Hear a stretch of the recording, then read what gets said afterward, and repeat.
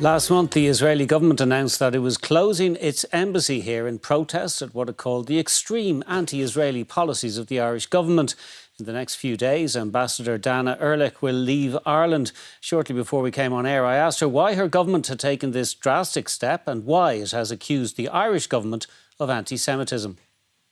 It's not something that we take lightly.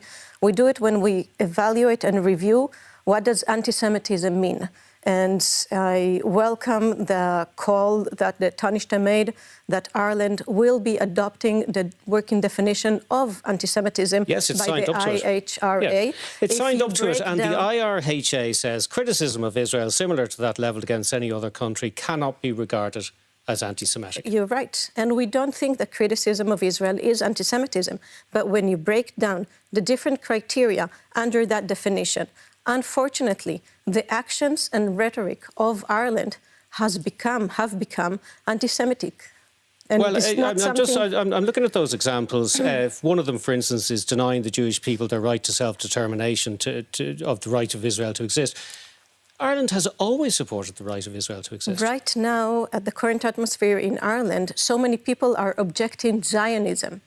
They say that Zionism is something that it is not. And that narrative is something that we see perpetuated. But the government supports the right of Israel to exist, supports a two-state solution, has consistently condemned what happened on October 7th, has consistently called for the release of the hostages. Do you want to go through the other criteria of that definition? Because it also says that holding Israel to a different standard than any other country, focusing on Israel, the only Jewish state, and promoting initiatives against it in a different from the other countries.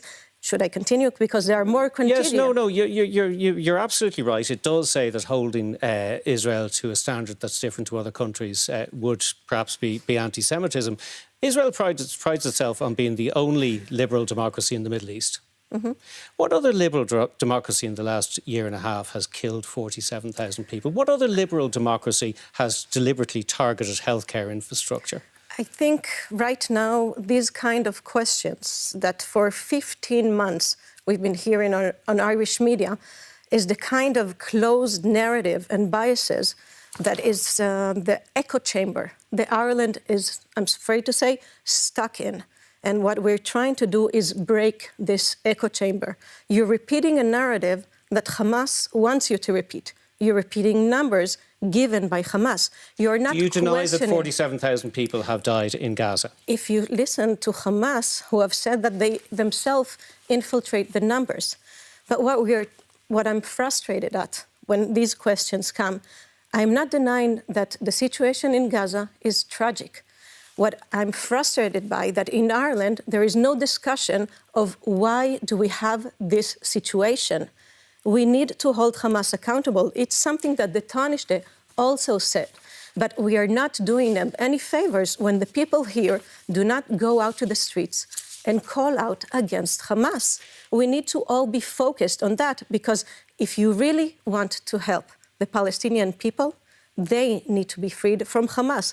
Hamas has taken control of all of the infrastructure in Gaza. That's a very interesting point, and a lot of people would agree with it. And many of your fellow citizens in Israel were horrified to see Hamas re-emerging from their tunnels the other day when the ceasefire came into effect.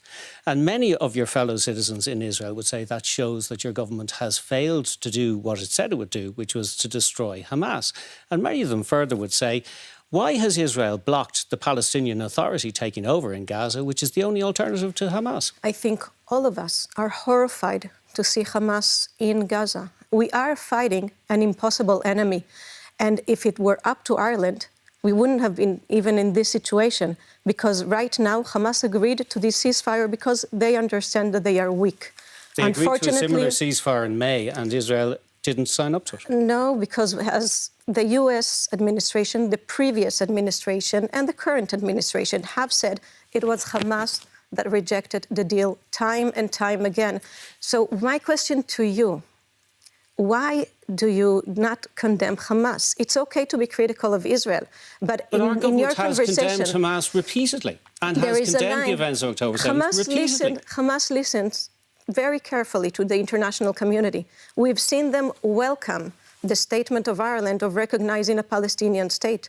We've seen them welcome the fact that Ireland will join the ICJ trial and try to change the definition of genocide in order to fit these blameless And are Hamas claims. the only Palestinians? So Are Hamas the only Palestinians who've welcomed that?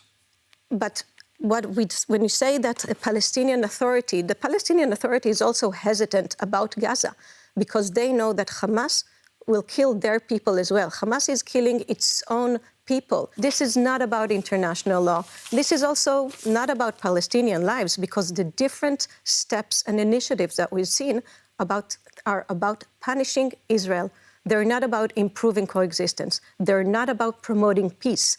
And at this point, with this hostile atmosphere that we faced as Israel, as our embassy, and the personal attacks against myself, the scope of the diplomatic relations, unfortunately, do not justify to keep a physical embassy here. And it pains me to say it.